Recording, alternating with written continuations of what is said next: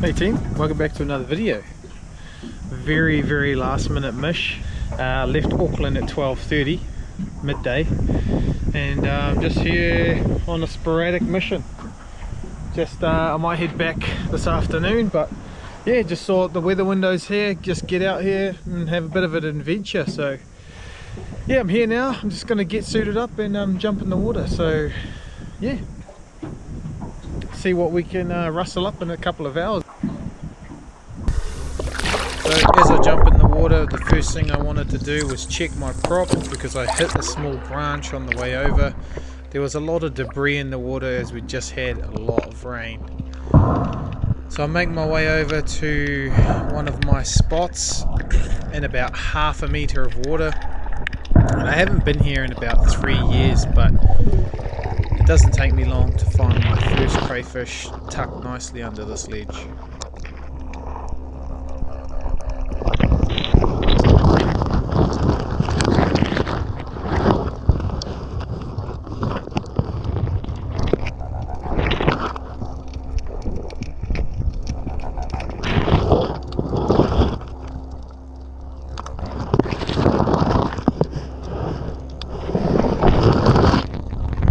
Unfortunately I missed that one, but I do know that there's multiple entries to this honey hole. As you can see here, it's very shallow. The crack actually is exposed at low tide, and I was surprised to see the entire hole was empty. There was only a few crays in here, and usually I'm used to seeing all of these cracks just fully loaded with feelers. Even no small crayfish were in the holes anymore, which was a real shame. But I continue to scour every little crack and hole just to get a sense if there are any crayfish left in my old Spot X.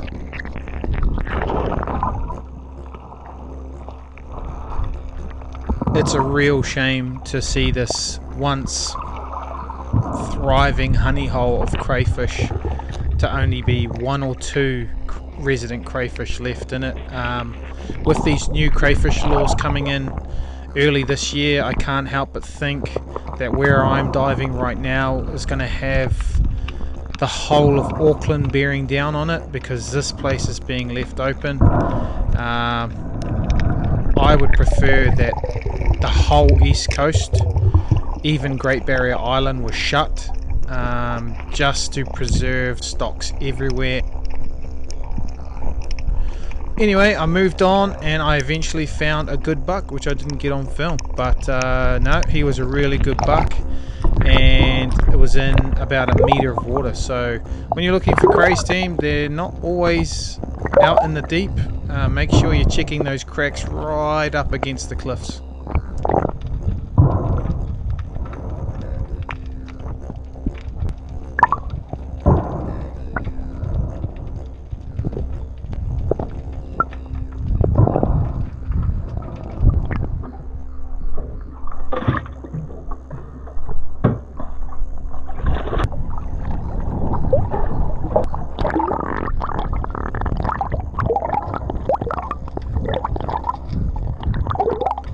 So I started my search in a new area, and I was just swimming along the surface, and when I could see nice big overhangs or big cracks leading up to the cliffs, I would drop down and just give it a quick check.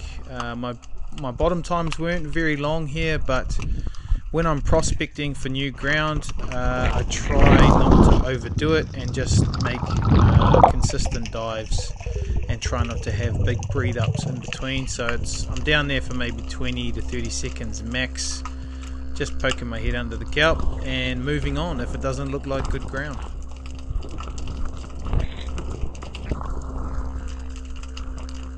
So I uncover a nice cray here who was missing a feeler, probably from another diver.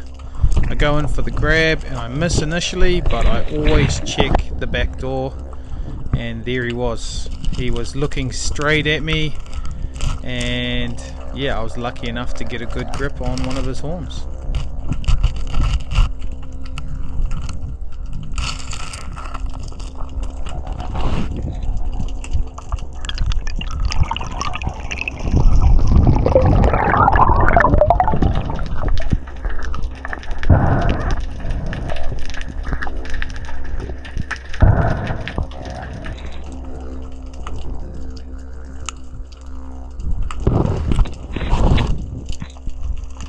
So after getting that one and almost losing my catch bag in the kelp, that was 2 total for the day. So things are looking good. This next dive is quite funny because I remember seeing a big cray next to that one, and it's not until now that I'm editing the footage that I see he was right there, and I just completely missed him. But hey, that's the beauty of running a YouTube channel and watching all your dives back.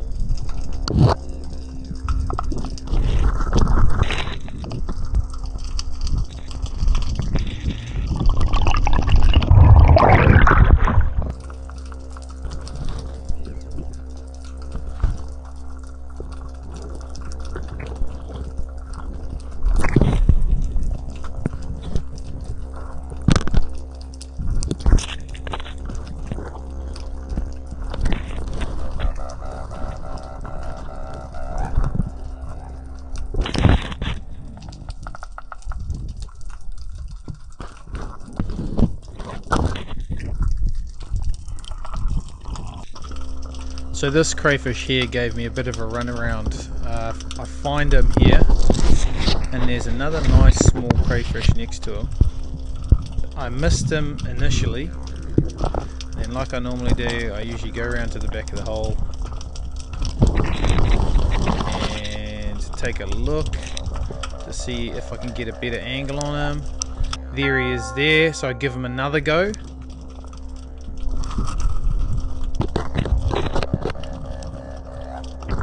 With no luck, so I head back to the surface with my tail between my legs. But it wasn't over.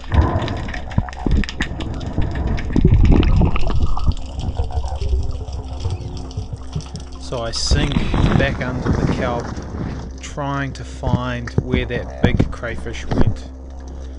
It's all murked up from my tussles with the crayfish before, and I'm kind of just following the dust back to where the hole was in the hopes that it's nice and clear for me now.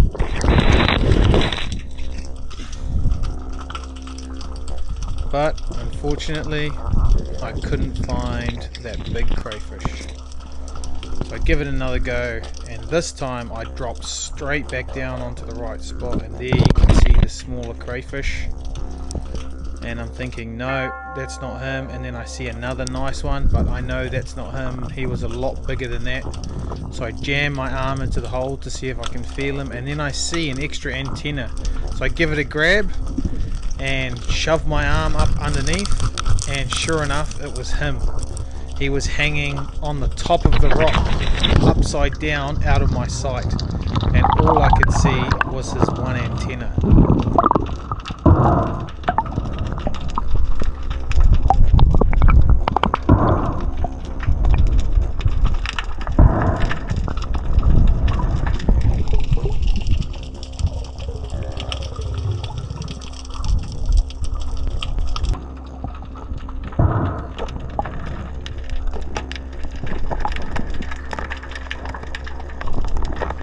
That big crayfish ended up with the last laugh though, because I wasn't fast enough putting him in the bag and he latched onto it for dear life.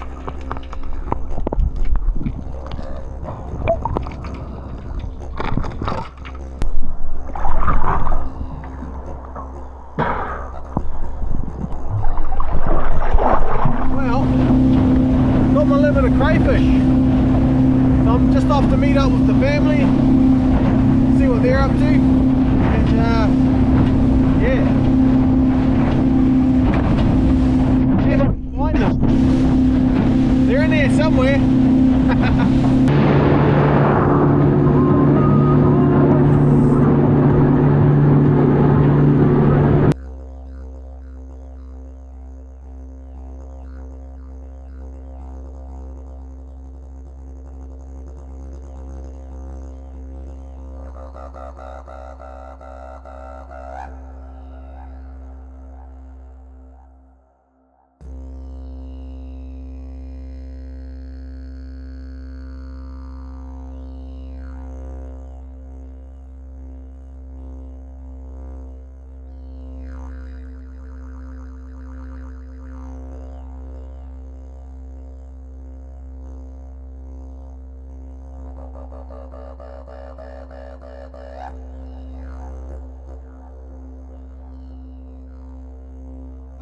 Made the call to go home. It's 6:30.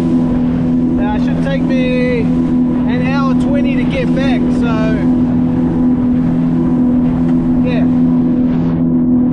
I think it's going to be flatter tonight than it is going to be in the morning, so truck just boost across right now, so all good. I might stop for a fish at Little Baz on the way home.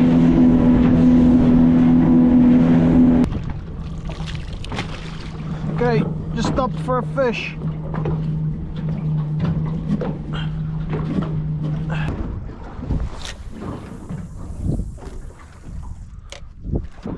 $17 quick fish. And I just had a hit. Bloody beauty.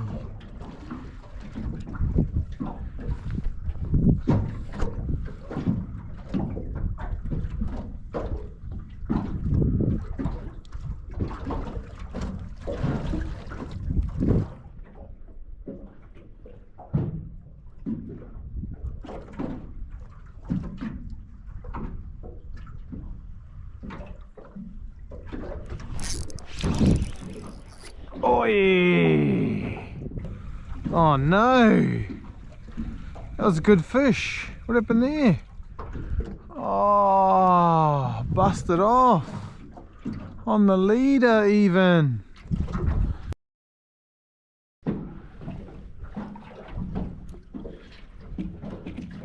Well, I hooked the bloody fish and then my leader snapped and it's only about 400 mil and I can't be bothered retying a leader because I've got to get all the way back over there before that yellow thing goes down. Okay,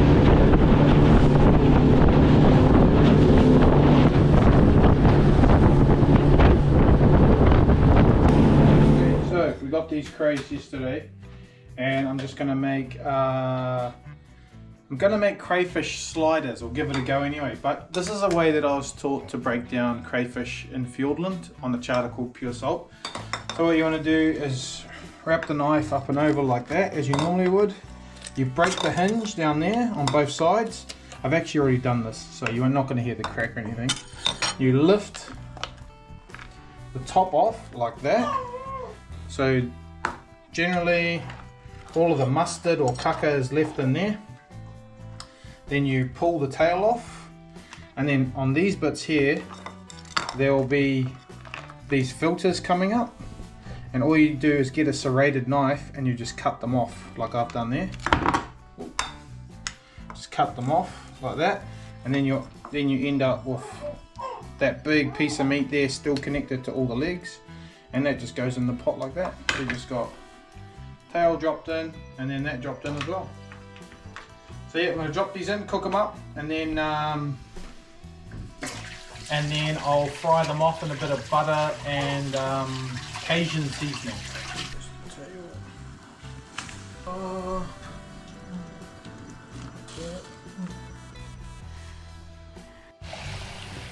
Put some cold water in there, just to cool the meat down before I start breaking it all down. Cut our brioche buns in half.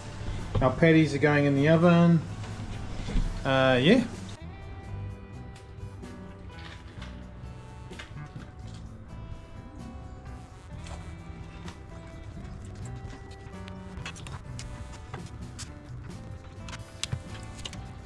This part usually gets thrown out, but there's still so much meat in there. And these are all the mussels that drive the legs. Look, that's all meat. And that is all in here.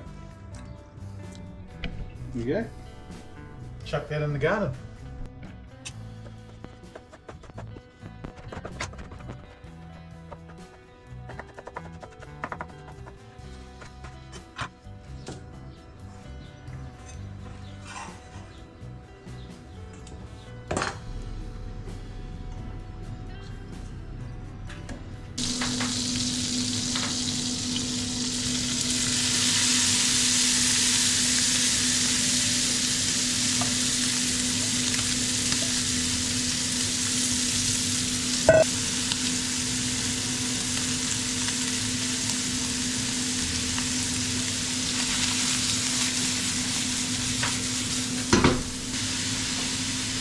Crayfish.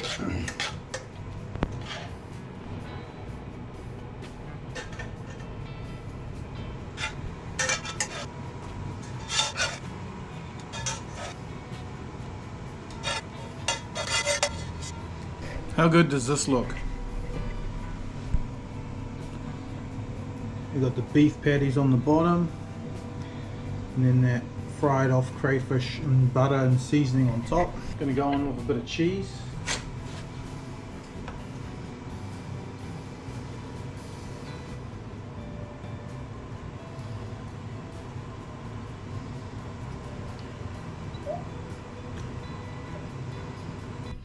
I just missed all of that.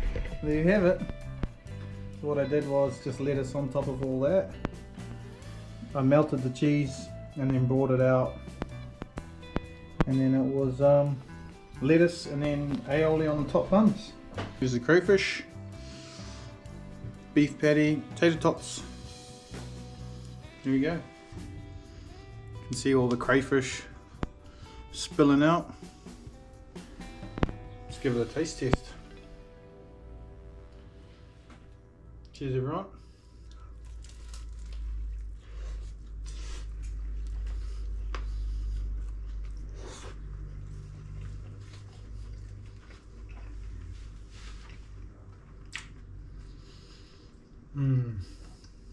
Oh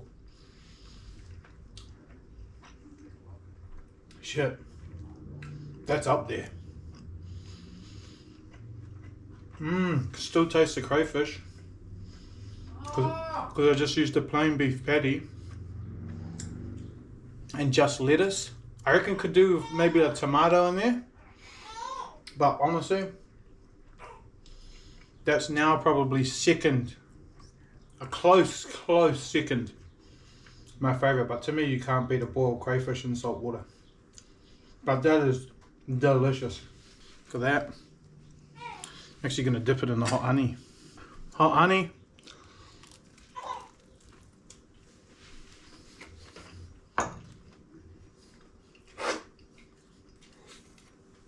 The hot honey is actually decent.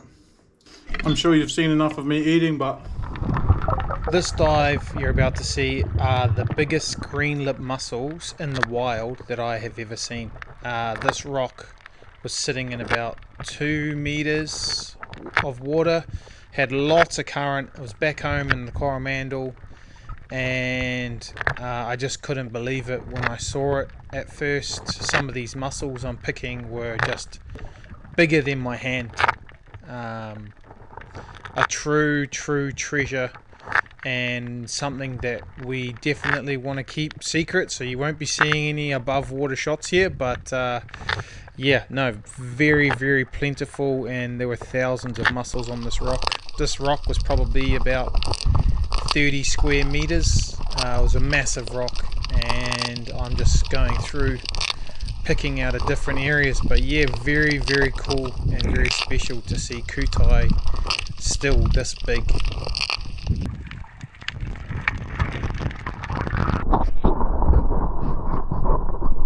That, see them all on top of the rock. Very easy. Oh yeah. So yep, after our dive it was time for a quick dip in our local waterhole. So up the road we went, and we're lucky because we've got a little water slide at our waterhole. Popped a few manus, and then back to work we went. We had to shell all those mussels and get them ready for New Year's Eve.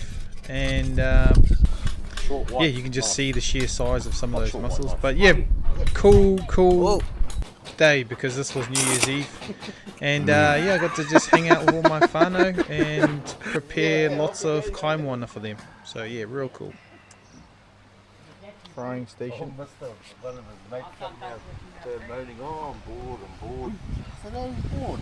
I said, see all those branches? Drag those all up here. Yeah. Oh, whoa. What do you got in that? Scallops, oysters, mussels, fish, prawns. So I battered all of those mussels up for the family, and they went down an absolute treat. Hey team, if you've enjoyed watching my adventures and you want to see more, please hit the like button and think about subscribing to the channel.